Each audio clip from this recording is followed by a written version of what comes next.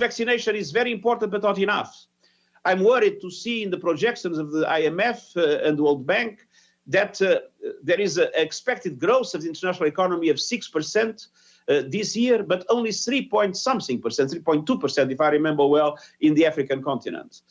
And it's absolutely essential that African countries receive the financial support they need at the present moment to protect their citizens and to be able to relaunch their economies. The statement made by UN Secretary General Antonio Guterres came well before 11 African heads of state met last month with the World Bank to call for about $100 billion in hardship funding to help dig the economies out of the hole caused by the COVID-19 pandemic.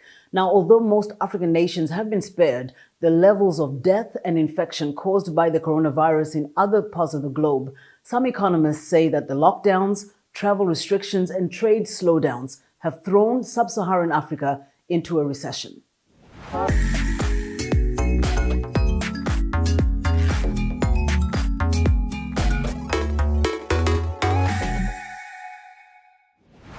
Hello, I'm Demiake Mwakaliele, and this is Our Voices. Today, we'll take a look at the economic impact of the pandemic for African nations and the uphill battle policymakers have as they continue to work towards stronger economic growth to improve their citizens' livelihoods. And we'll also examine other factors that have influenced their bottom line and question if the continent is sliding into a recession or heading to recovery. Street market traders in Uganda were forced to bike, walk long distances, or just sleep in the market following a transportation lockdown aimed to stop the spread of the coronavirus that ended in July. Although President Yoweri Museveni has slowly eased the restriction, many analysts say the lockdown is still squeezing the ability of many people to earn a living. Halima Athumani reports from Kampala. With coronavirus infections soaring and hospitals overwhelmed, Uganda has reimposed a lockdown on movement through July. Transport is banned and only essential workers are allowed into the city. While the aim is to save lives, making a living is once again a struggle for traders like Sauda Namaga, one of many forced to sleep in the market. She wants Uganda's President Yoweri Museveni to ease the restrictions. We are selling rotten produce, all the bananas, as you can see. We don't have buyers, so we are asking the President, and those who talk to him should tell him to relax the orders. Those who are able to walk to town should be allowed to come and buy. The situation is even worse for shops not selling food, which Ugandan authorities ordered closed. Ugandan police are being deployed to enforce the commands. Area Chairman Bashir Mwonge says without help, many shops won't survive. If you keep imposing a lockdown, what do you think is going to happen? This means the country's economy is falling because there's no work being done. We have been appealing to the president to help by suspending rent payments. The economy is crashing because people can no longer maintain their businesses, even when you reopen. Ugandans living in the countryside are forced to walk for hours to get to town. Lydia Nambogo walked more than 5 kilometers to withdraw money from her savings to feed her family, but the bank office was closed. I've been selling takeaway food, and I've been earning little money to take care of my family. But we've been locked down, and we don't know what's coming next. The government isn't going to give us food again. They should at least give us some of our little savings. With Uganda's first lockdown in March 2020, the government gave flour and beans to the urban poor, which many hope will be repeated. We are going to use some simple means of delivering support to you. And the vulnerable people are known. Meanwhile, many Ugandans can only wait for this latest wave of COVID-19 infections to recede while doing their best to keep their heads above water. Halima Athumani for VA News, Kampala, Uganda. 1 year into the COVID-19 pandemic in Kenya, thousands of families are struggling with deepening poverty and unemployment. A survey by the charity Tawenza shows 60% of Kenyan families can no longer afford 3 meals per day. Brenda Mulinya reports from Nairobi. Nearly a year ago, Rebecca Adagala took pride in her ability to feed her grandchildren. She was able to afford 3 meals a day from the money she made at her grocery business in this informal settlement in Nairobi. But now, 1 year after COVID-19 struck Kenya, Adagala can barely afford 1 meal a day. Sometimes we only take water for dinner and sleep. If we are lucky, maybe a family member who hasn't lost their job can buy us some maize flour. We cook, and life goes on. The Kenyan government's efforts to contain the spread of COVID-19 with lockdowns have led to rising unemployment. More than 1.7 million people lost their jobs in the first 4 months of the pandemic. A survey by Twaweza, a non-governmental group, shows that in the last 6 months of 2020, more Kenyans were worried about where their next meal would come from. 7 out of 10 of the households say that they fear economic impact much more than health impact. A food pantry run by a charity group in Kenya is in high demand as people without jobs cannot feed themselves. Nowhere is the need greater than in the informal settlements, said the charity director, John Gadungu. We are not able even to go there freely to distribute the food that we used to distribute, because you found since most people are not going to work, they remained in the villages and in their houses. So when there is, they hear that there is food being distributed, there is almost some stampede. Even though Kenya's coronavirus containment measures have hurt the economy, the government says it is determined to balance the scales by keeping the public safe, while also ensuring people are able to put food on their table. The government has also been able to set programs to put money in the pocket of those who have lost their livelihoods by initiating a weekly stipend of 1,000 per household. But for many like Rebecca Adagala, they have not yet received this government stipend.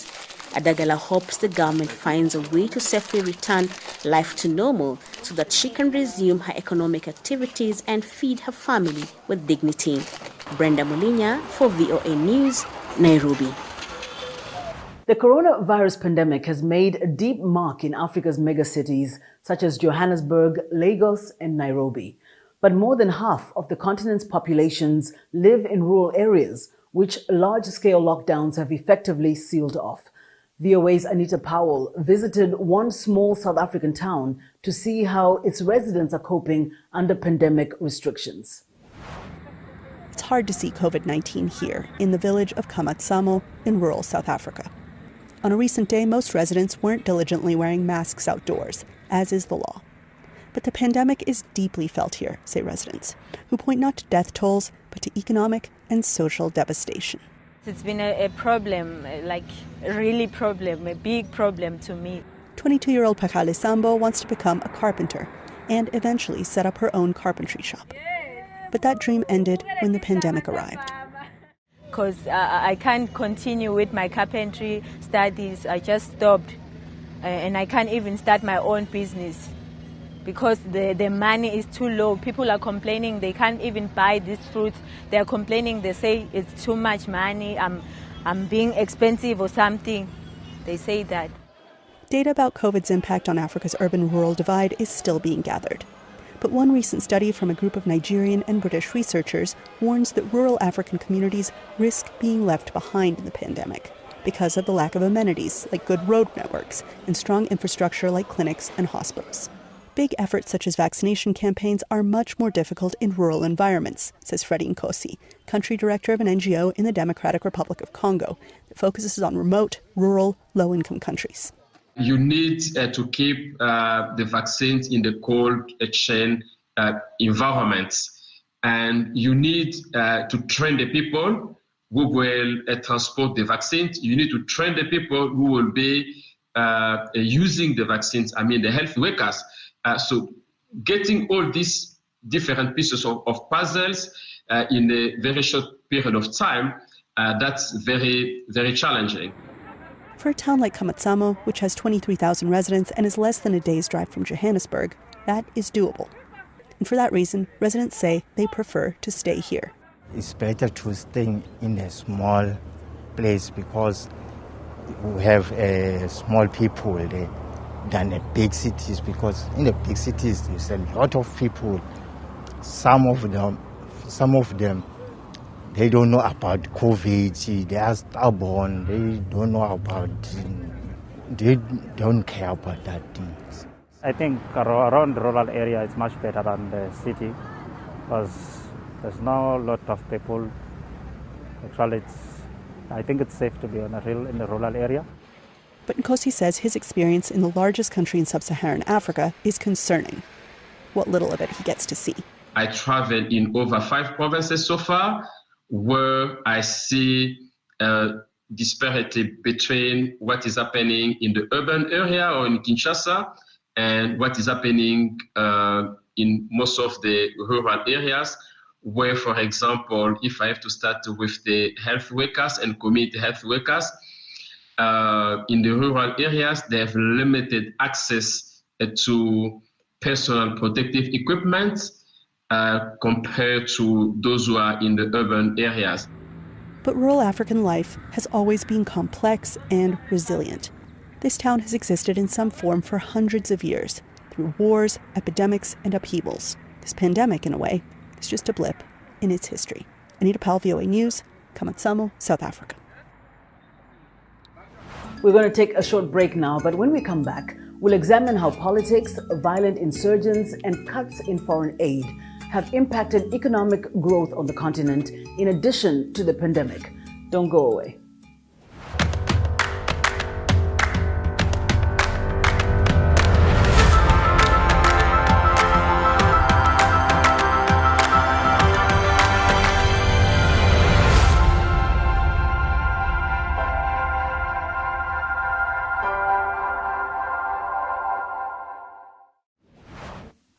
Welcome back. You're with Our Voices. Nigeria's Chamber of Commerce has warned that increasing violence and abductions are turning off investors and damaging the economy. Officials say unless security is improved, the economy will not recover from the coronavirus pandemic. Timothy Obiezu reports from Abuja, Nigeria. Rosemary Akwachike started her coconut processing company as a side job 6 years ago. But as awareness about the health benefits of coconut oil and other coconut derivatives grew, so did her business. So she decided to give it more attention and approach investors for expansion. But Nigeria's insecurity affected her ability to source her major raw material, coconut. Now, she's struggling to stay afloat. It has actually impacted negatively. Like I said previously, I've tried to maintain prices, but I don't know how much longer I can do that with the, incessant, the continuous increase, really. Rosemary must increase her prices to remain in operation or gather her own raw materials to reduce overhead costs. But even that, she says, is too dangerous these days. I'm actually trying to set up a coconut plantation in my village, in my local government, but then you don't want to be on the road always. Nigeria is seeing high levels of crime and insecurity across the country, including militant attacks in the northeast, clashes between communities, and large-scale kidnappings for ransom.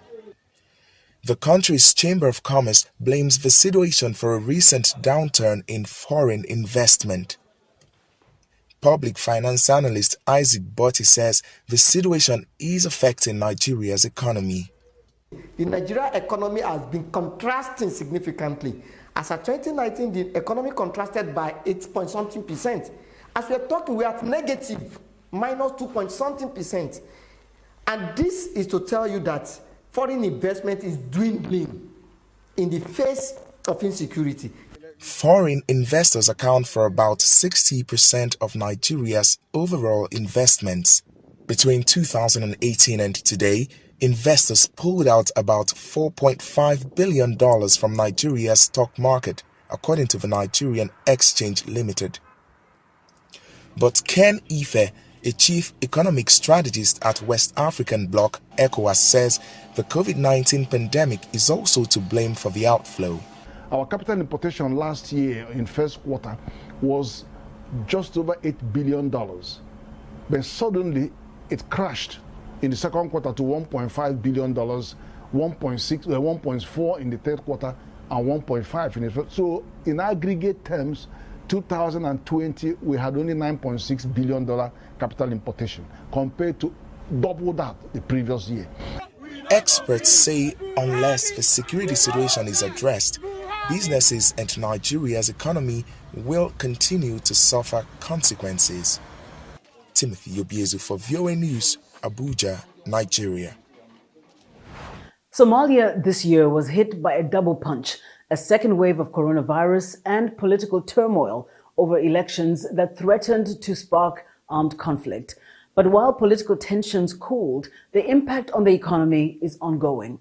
Mohammed Sheikh Noor reports from Mogadishu. Somalia is recovering from the threat of civil war when troops in April took sides over holding elections, and a controversial term extension for those in power that was later dropped. Over 100,000 Mogadishu residents who had sought refuge outside the capital have been returning to their homes. But Somali analysts say the impact is still being felt economically. When there is a fear of looming clashes, prices of goods escalate, and people save their few resources for future consumption. Many banks in Mogadishu experienced massive withdrawals, and many more fled the city, seeking shelter on safer places. The political tension is added to the economic woes from the coronavirus pandemic. A second wave of infections is swept through Somalia from February, doubling confirmed cases and spiking official deaths by 48%. Somalia's tour and travel agencies are among the businesses most affected. All travel agencies have laid off staff, and their families were dependent on them. The COVID-19 pandemic has severely affected travel agencies at large. Our agency was badly impacted, including income and operation. This led to redundancies and loss of livelihoods for many workers. Somalia's hoteliers are also suffering. This hotel's lifeline is dependent on both foreign and local visitors. 100% of our foreign clients have stopped coming, while the number of local visitors drastically dropped due to the impact of the coronavirus on the economy. Officials say Somalia's economy will take time to recover. The COVID-19 affected the entire world, and in our country, it coincided with the first year of the National Development Plan, which my ministry was set to implement in a period of 5 years. Our plans have significantly been disrupted, with a negative impact on aviation, private businesses, remittances, and many others. Meanwhile, Somali youth are helping remove traces of the April clashes between security factions that sparked fears of civil war amid a pandemic. The bright future that I am seeing is through the perfect example of the youth behind me painting the road. It is the hope of our entire population.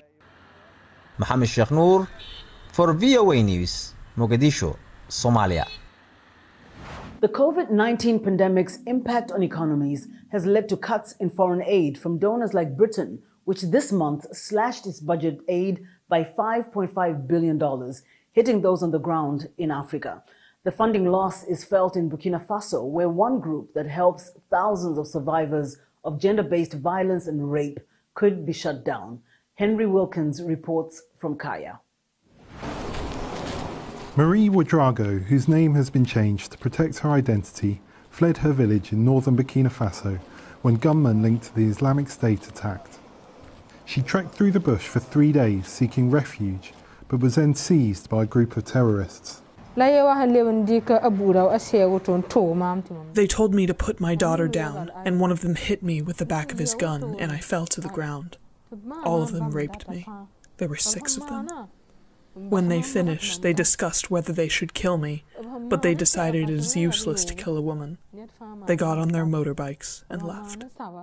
When she reached the relative safety of Kaya the next day, she was directed to the non-profit group Marie Stopes. Marie Stopes provides family planning for women in countries undergoing humanitarian crises like Burkina Faso's, which has displaced more than 1.3 million people. The woman from Marie Stopes immediately gave me some morning after pills and gave me advice as well. I was still traumatized. I could neither eat nor breastfeed my daughter. The lady encouraged me to eat the food she gave me and told me that my life is still worth living. Marie Stopes is primarily supported by British aid money, but Britain has cut its annual aid budget, and so have other countries such as Australia, Japan and Saudi Arabia. This will impact Marie Stopes in Burkina Faso. We think that with these cuts, these beneficiaries will be left on their own because we do not have the funding to be able to support them. And also, many of our support workers will be out of a job. The cuts will affect large numbers of women, says the head of Marie Stopes, Burkina Faso. Overall, we've been able to record more than 500,000 beneficiaries over 2 years. I would also like to point out Burkina Faso's global context of insecurity, which makes women even more vulnerable. The largest international non-profits say the shockwaves of the cuts will be felt by people across Africa in all kinds of situations and will result in deaths. So for countries like the UK and others to be cutting their aid budgets during a global pandemic is extremely short-sighted, and we know it will put the fight back against poverty by many decades. So the UN Secretary General, for example, called these cuts a death sentence, and it really is that stark for many people. Marie Stopes in Burkina Faso could be forced to close most or all of its outreach programs next year if it does not get its funding. For women who fall victim to gang rape, like Ouedraogo, it will mean they may no longer receive emergency birth control or support. Henry Wilkins for VOA News, Kaya, Burkina Faso.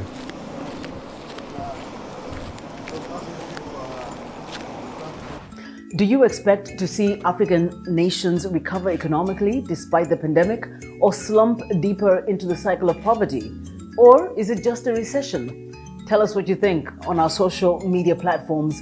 We are on Facebook, Instagram and Twitter. Our handle is @VOA Our Voices. We're also on WhatsApp. Our number is on the screen. It's time for another quick break. When we come back, we'll bring you this week's Women to Watch segment with Simanesh Mangesha. Stay with us.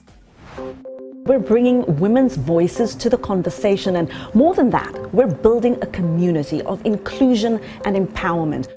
Here in Kinshasa, campaigns to raise awareness against the spread of coronavirus are common, but getting that information to people who have no access to water, electricity, or money can be a challenge. We are here at Kalerwe Market, Uganda, Kampala, where in this whole market, women are crying out for their situations to change. For women, it will be better for us. I think a big thing for me is just being able to say that when these protests are happening, does it turn around into policy? Our kids are raped every single day. This movement got the government to listen. It really was powerful because it showed what is possible when men and women band together and say enough is enough. It's not necessary anymore to climb on a car.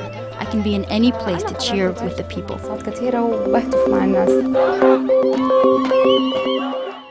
Welcome back. You're with Our Voices. Now it's time for our Women to Watch segment. Take it away, Simanesh.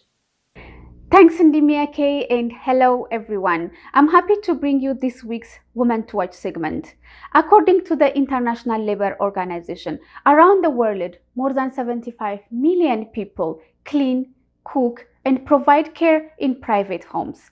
Their work is often demanding, informal, and unregulated. But this could be changing in Senegal because of Marie-Hélène Sagna, the founder of Tilane Academy. Alison Likongo Fernandez reports from Dakar. Around 7 in the morning, Marie-Hélène Sagna prepares her young daughter for nursery school here in Senegal's capital. Bravo! She used to leave by 6 a.m. to work as a housekeeper, usually without job security or benefits. Long hours. There is no contract, and a lot of bosses don't keep their word. They want to drop you, they will drop you right away.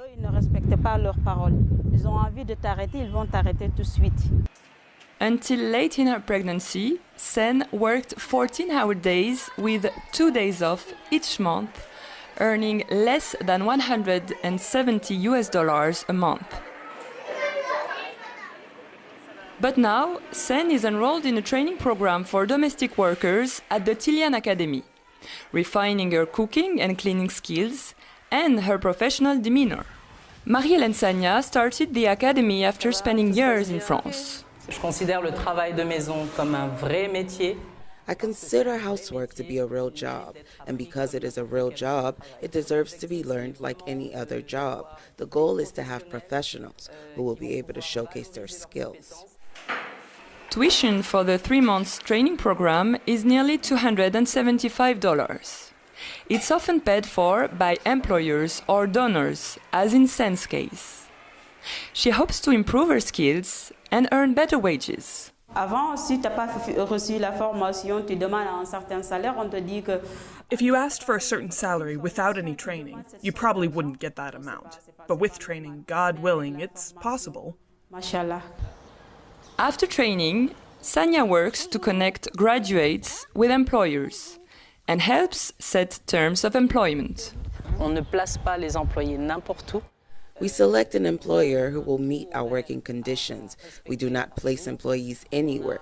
We have an hourly rate to be respected. Our main interest is to establish a win-win relationship. L'intérêt principal, c'est d'essayer d'établir une relation gagnant-gagnant. Employer pays the academy a commission and management fee for each placement. Nana Plea, who is looking for domestic help, supports worker protections and fair compensation. Il devrait y avoir quand même une réglementation. Help these women. What I see is slavery. They eat after everyone else. They go to bed after and get up before everyone else. Parce qu'elles mangent après.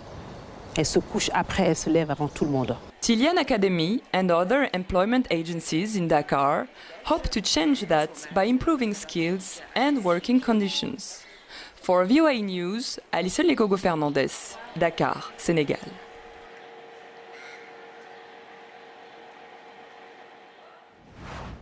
Thanks, Alison. Marie-Hélène Sagna is definitely helping domestic workers pull themselves out of the grips of poverty in Dakar through her Tilian Academy.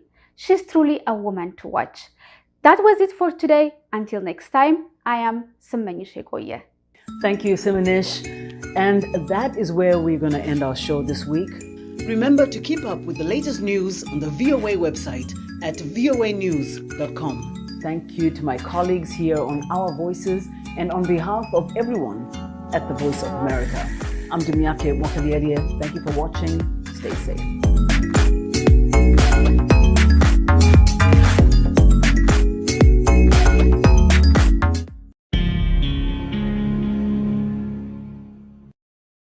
Global Education Link inakuletea On-Spot Admission Event 2021, yani udahili wa papo kwa papo katika vyuo vikuu nje ya nchi mwaka 2021 kuanzia ngazi ya diploma mpaka PhD. Tukio hili litafanyika pande 4 tofauti za Tanzania, likianzia Dar es Salaam, Zanzibar, Arusha na kuhitimishwa jijini Mwanza. Unachohitaji ni kuwa na matokeo yako na utapata udahili wa papo kwa papo na scholarship hadi 50%. Pia mkopo wa elimu ya juu nje nchi usio na riba wa hadi 70% ya gharama za masomo utatolewa. Kwa maelezo zaidi piga simu nambari 0656 200 200. Usikose fursa hii.